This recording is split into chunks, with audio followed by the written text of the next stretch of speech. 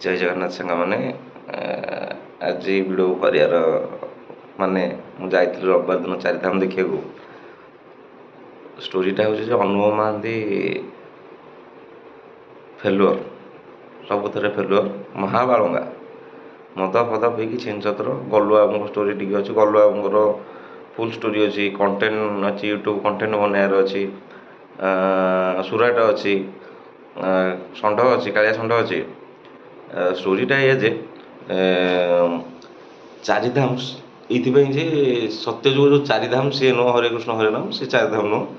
ଚାରିଧାମ ତ ଏଇଥିପାଇଁ ଦିଆହେଇଛି ଯେ ତାଙ୍କ ମାଆ ଗୋଟେ ଯାଚିଥିବେ ଅନୁଭବ ଭାଇଙ୍କର ବଡ଼ ଭାଇଙ୍କର ଗୋଟେ 1999 ମସିହାରେ ଗୋଟେ ବାତ୍ୟା ନା କ'ଣ ଆସିବ, ତ ତାଙ୍କ ଘର ଦ୍ୱାରା ଭାସି ଯାଇଥିବ। ତାଙ୍କ ଭାଇଙ୍କର କ'ଣ ଗୋଟେ ରୋଗ ହେଇଥିବ ନା କ'ଣ ହେଇଥିବ କିଛି, ସେଇଟା ମନେ ଠିକ୍ ସେ।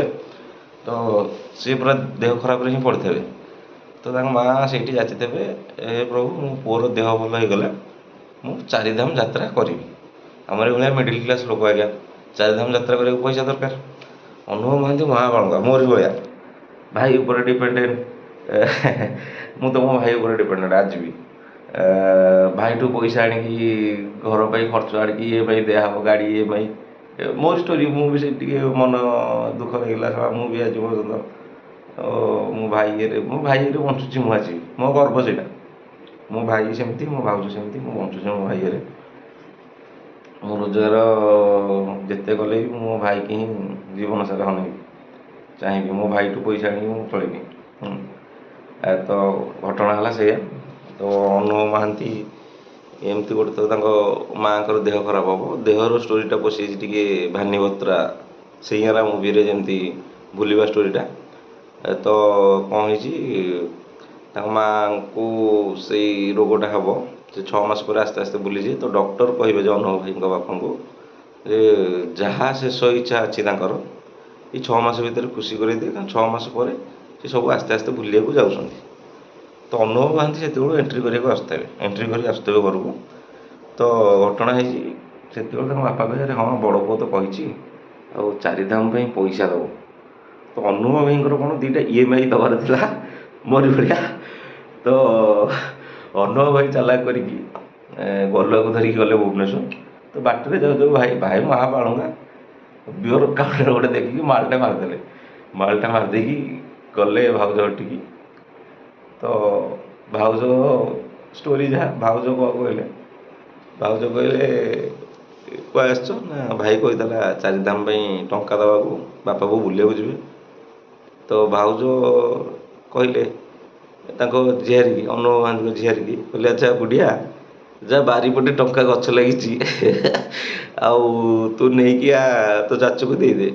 ତ ଅନୁଭବ ମହାନ୍ତି ବୁଝିଗଲେ। ଅନୁଭବ ମହାନ୍ତି କହିଲେ ତମ ସାଙ୍ଗେ ମୋର କଥା ହେବାନି, ମୋ ଭାଇ କୁଆଗଲା। ତ ଭାଇ ଆସିଲା ସେତେବେଳକୁ ଏଣ୍ଟ୍ରି କରିକି। ତ ସିଏ କହିଲେ ଭାଇ ତୁ ଚାରିଧାମ ପାଇଁ ପଇସା ଦେବାକୁ କହିଥିଲୁ ବା, ଦେ ବାପା ମାଆ ବୁଲିବାକୁ ଯିବେ। ମୁଁ କେତେବେଳେ କହିଥିଲି, ମୁଁ ତ କହିନି ସେମିତି କିଛି।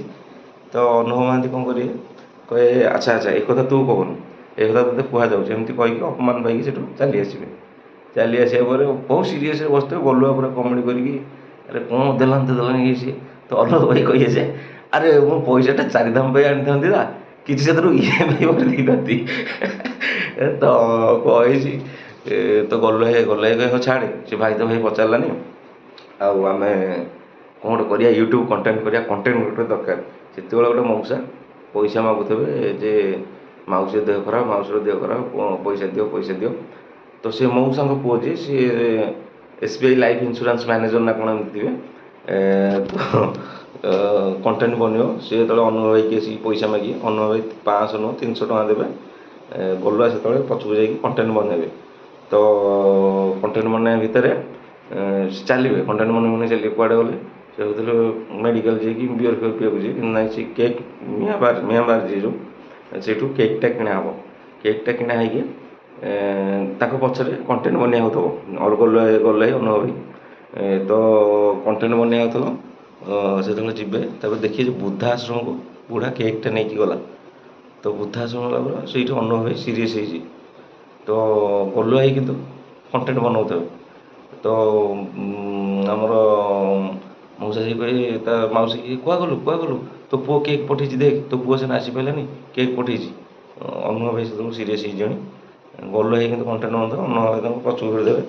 ଦେଖିଏ ଆଉ ବୁଢ଼ୀ କହେ ଦେଖ ରେ, ବୁଢ଼ୀ କହେ ସେଠି ସମସ୍ତେ ଦେଖ ରେ ଦେଖ, ମୋ ପୁଅ ସିନା ଆସିପାରିଲାନି ବୃଦ୍ଧାଶ୍ରମରେ, କିନ୍ତୁ ମୋ ପୁଅ ତମ ପୁଅ ଭଳିଆ ନୁହଁ, ମୋ ପାଇଁ କେକ୍ ପଠେଇଛି ଦେଖ, ଖାଅ ସବୁ ଖାଅ ସବୁ।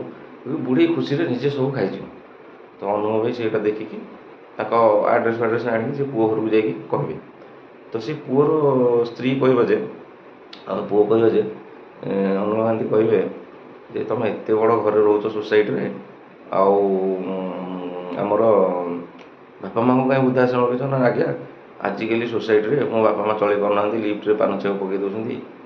ବୋଉ କହିବ ଯେ କ'ଣ ସେଇଟା ଆମେରିକା ପ୍ୟାନ୍ ଲାଟିନ୍ ପ୍ୟାନ୍ ନୁହଁ, ସେଥିରେ ବସି ପାରୁନାହାନ୍ତି, ଆଉ ଇଣ୍ଡିଆନ୍ ପ୍ୟାନ୍ ବସିଲେ ପାଣି ଢାଳି ପାରୁନାହାନ୍ତି, ସେଇଥିପାଇଁ ଆମେ ସେଠି ରଖିଦେଲୁ, ଆଉ ମାସକୁ 10,000 ଟଙ୍କା ବୃଦ୍ଧାଶ୍ରମକୁ ଦେଉଛୁ। ତ ଅନୁଭବ ମହାନ୍ତି ତାକୁ ଯେମିତି ଯାହା ପେଲିବା କଥା ପେଲିଲେ, ଆସିଲେ। ଆସିଲା ପରେ ସିରିୟସ୍ ହେଇକି ଗଲୁଆଙ୍କ ନାଇଁ ଆମର ଯେଉଁ ଟୁରିଷ୍ଟ ଥିବ ଚାରିଧାମ ଟୁରିଷ୍ଟ, ସେଠି ଯିବେ। ସେଠି ଦେଖିବେ 17,000 ଲେଖା ହେଇଛି ଚାରିଧାମ ବୁଲିବାକୁ। କହିବେ 17,000 କରି 15,000 ଦେଇଦେବେ, ଗଲୁଆ ଭାଇ 2,000 ବହୁ କଷ୍ଟରେ ବାହାର କରିକି ଦେବେ। ଗଲୁଆ ଭାଇଙ୍କର କ୍ରେଡ଼ିଟ୍ କାର୍ଡ଼ଟା ସଦାବେଳେ ବ୍ଲକ୍ ଥାଏ, ନହେଲେ ସେ ପଇସା ଦେଇ ଦେଇଥାନ୍ତେ। ତ କ'ଣ ହେବ, ସେଠି ଦେଖିଲା ବେଳକୁ ସେଇଟା 1,70,000 ଘଟଣା।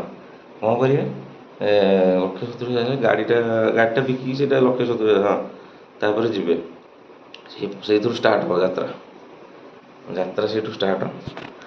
ତାପରେ ଅନୁଭବ ଭାଇଙ୍କ ଲଭର ଯିଏ ଥିବେ ଆମର, ହଁ ଲଭର ଯିଏ ଥିବେ ତାଙ୍କୁ ଅନୁଭବ ଭାଇ ପ୍ଲାନ୍ କରିକି ଡାକିବେ। ପୁରୀ ଯିବେ ଫାଷ୍ଟ, ପୁରୀ ଯିବେ। ତାପରେ ପୁରୀଠି ତାଙ୍କ ଚେନ୍ଟା ଚୋରି ହେବ ଗଲୁଆ ଭାଇଙ୍କ ଲଭରଙ୍କର, ଅନୁଭବ ଭାଇଙ୍କ ଲଭରଙ୍କର। ପଇସା ଦରକାର ନା ଅନୁଭବ ଭାଇଙ୍କର। ତାପରେ ଯିଏ ବୋଧେ ଦ୍ୱାରିକା, ଏମିତି ପୁରୀଠୁ ଆଇଲା ବେଳକୁ ବ୍ରହ୍ମପୁରରେ ଗୋଟେ ମାଡ଼ ସିନ୍ଟା ଅଛି। ତାଙ୍କ ପବନ ରାଓ ମାନେ ତାଙ୍କ ଲଭରଙ୍କ, ଅନୁଭବ ଭାଇଙ୍କ ଲଭରଙ୍କ ଯିଏ ଭାବି ସ୍ୱାମୀ ହେବାର ଥିବ, ଅନୁଭବ ଭାଇଙ୍କ ଶ୍ୱଶୁର ତାକୁ ସିଲେକ୍ଟ କରିଥିବେ। ସେ ବହୁତ ଧନୀ ଘର ନେତା ଫ୍ୟାମିଲିର ପୁଅ। ତ ଗଲୁଆ ଆମର ଧରା ପଡ଼ିଯିବେ ସୁରାଟରେ। ଗଲୁଆକୁ ସେ ଝିଅ ବହୁତ ଗାଳି କରିବ, ବାଡ଼େଇବ, କିନ୍ତୁ ସେଠି ଅନୁଭବ ଭାଇ ପୁରା ଫୁଲ୍ ସାଙ୍ଗ ସପୋର୍ଟ। ଭାଇ ସାଙ୍ଗଟା ତୁ ଚାହୁଁଛୁ ମୋ ସାଙ୍ଗଟା ମାଡ଼କୁ, ଆଜ୍ଞା ପୋଲିସ ବାଲାଙ୍କୁ କହିକି ଭୁଲଭାଲ ମାଗିକି ଛାଡ଼ିବେ। ତ ଛାଡ଼ିଲା ଭିତରେ ସେଇଠି ଗଲା ଭିତରେ ସବୁ ସତ କଥା ଅନୁଭବ ଭାଇ କହିବେ, ଦେଖ ମୁଁ ତୋତେ ଭଲ ପାଉଥିଲି, ମୋ ବାପା ମାଆଙ୍କୁ ମୋତେ ବୁଲେଇ ନେବାର ଅଛି ଚାରିଧାମ, ଆଉ ମୁଁ ସେଇଥିପାଇଁ ବାଧ୍ୟ ହୋଇ ତୋ ଚେନ୍ଟା ଚୋରି କରିକି ବିକିଛି। ତ ସେଇଠୁ ସେ ଅନୁଭବ ଭାଇଙ୍କ ଲଭରରୁ ଟିକେ ମୁଡ୍ ଚେଞ୍ଜ ହେଇଯିବ ଯେ ନାଇଁ ଇଏ ମୋତେ ଭଲ ପାଉନି, ମୋ ପଇସାକୁ ଭଲ ପାଉଛି। କିନ୍ତୁ ଅନୁଭବ ଭାଇ ଭଲ ପାଉଥିବେ, କିନ୍ତୁ ତାଙ୍କ ବାପା ମାଆଙ୍କୁ ଅଧିକ ଭଲ ପାଉଥିବେ, ବୁଝିଲ କି? ତ ଏମିତି ଷ୍ଟୋରି। ଆଉ ତାପରେ ବୁଲି ଯିବା ଭିତରେ ଲାଷ୍ଟ ସିନ୍ ନା କ'ଣ, ହଁ ଲାଷ୍ଟ ସିନ୍ ମାଡ଼ ଫାଡ଼ ତ ଗଲା, ସେ ଆକ୍ସନ୍ ସେ ଗଲେ ଆପଣ ଦେଖିବେ। ମାଡ଼ ମାନେ ହେଭି ମାଡ଼ ଅଛି, ଯେତିକି ଭାଇଙ୍କ ମାଡ଼ ଯେମିତି ଛିନଛତର, ଆକ୍ସନ୍ ବଢ଼ିଆ। ତାପରେ ଆମର ଅନୁଭବ ଭାଇ ଲାଷ୍ଟ ଯାତ୍ରା କରିବେ, ସେଠି ଆଉ ପଇସା ନଥିବ। ଗଲୁଆ ଭାଇ ସୁରାଟରେ 5,000 ନା କେତେ ଦେଇଥିବେ, ସେ ଖର୍ଚ୍ଚ ହେଇଯିବ ଲାଷ୍ଟ ମାତ୍ର 500 ଟଙ୍କା ମିଠା କିଣା ହେଇଯାଇଥିବ। ସେଠି ଗୋଟେ ରେସଲର୍ ଦେଖାହେବେ, ଯେଉଁଠିକି ରେସଲର୍ ହୁଏ। ତ ସିଏ ପ୍ରତିବର୍ଷ ସେଠିକି ଯାଆନ୍ତି କେବଳ ଜିତିବା ପାଇଁ। ତାଙ୍କ ଝିଅର କ୍ୟାନ୍ସର ଥାଏ, ତ ସ୍ୱାମୀ ସ୍ତ୍ରୀ ଝଗଡ଼ା ଲାଗିଥିବେ। ସେଇ ରେସଲର୍, ତ ସେ ରେସଲର୍ ଅନୁଭବ ଭାଇକି ରିକ୍ୱେଷ୍ଟ କରିବେ ଯେ ଦେଖ ଭାଇ ତୁ ମୋତେ ବଞ୍ଚେଇବୁ, ଆଉ ମୋ ଝିଅ ସ୍ତ୍ରୀ କଥା ବୁଝାବୁଝି କରିବୁ, ଯଦି ମୋର କିଛି ହେଇଯାଏ, ମୋ ଡେଣାଟା ଖରାପ ରେସଲର୍ ମୁଁ କରିପାରୁନି। ତ ଯିବେ, ଅନୁଭବ ଭାଇ ତାଙ୍କୁ ସପୋର୍ଟ କରିବାକୁ ଦେଇଥିବେ। ଅନୁଭବ ଭାଇଙ୍କ ପାଖରେ ପଇସା ନଥିବ, କିନ୍ତୁ ରେସଲର୍ର ଫି ଥିବ, ଯିଏ ଜିତିବ ସିଏ 5,00,000 ଟଙ୍କା ନେବ।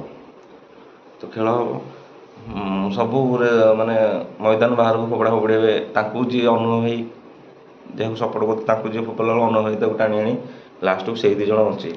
2 ଜଣ ବଞ୍ଚିବେ, ଅନୁଭବ ଭାଇ ଜିତିବା ଉପରେ ଥିବେ।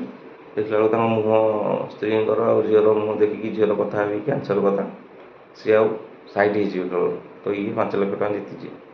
ତ ସେଇଟାକୁ କେହି ଜଣେ କଣ୍ଟେଣ୍ଟ ବନେଇଥିବ ଯେ ବାପା ମାଆଙ୍କୁ ଚାରିଧାମ ବନେଇବା ପାଇଁ ପୁଅ ଆଜି ଜୀବନ ସାଙ୍ଗେ ଲଢ଼ୁଛି, ସେଇଟା ଭାଇରାଲ୍ ହେବ। ସେଇଟା ଭାଇରାଲ୍ ହେବ, ସମସ୍ତେ ଦେଖିବେ। ତାପରେ ତା ଭାଇ ବି ଲାଷ୍ଟକୁ ଦେଖିବେ। ଏତେ ଭାଇରାଲ୍, ୟୁଟ୍ୟୁବ୍ ଯେମିତି ଭାଇରାଲ୍, ଏମିତି ଭାଇରାଲ୍ ଅଛି, ତା ଭାଇ ବି ଦେଖିବ। ତ ଭାଇ ସେଇଠୁ ଆସିବ, ତ ମୋର ଲେଟ୍ ହେଇଯାଇଥିଲା, ମୋ ଭାଇଟା ଏତେ କାମ। ପ୍ରକୃତରେ ଭାଇ ତୁମେ ଯେତେ ଯାହା କରିଦିଅ, ବଡ଼ ଭାଇର ହାତ ଯଦି ତୁମ କାନ୍ଧ ଉପରେ ନାହିଁ, ତୁମେ ଆଗକୁ ଆଗେଇ ପାରିବନି। ତ ସେମିତି ଆଉ ଲାଷ୍ଟକୁ ତାଙ୍କ ବୋଉଙ୍କ ଆସ୍ତେ ଆସ୍ତେ ଦେହ ଖରାପ ହେଇଯାଉଥିବ, ଭୁଲି ଯାଉଥିବେ ସବୁ, ବେଡ୍ ରେଷ୍ଟ ବି କରିସାରିବେଣି।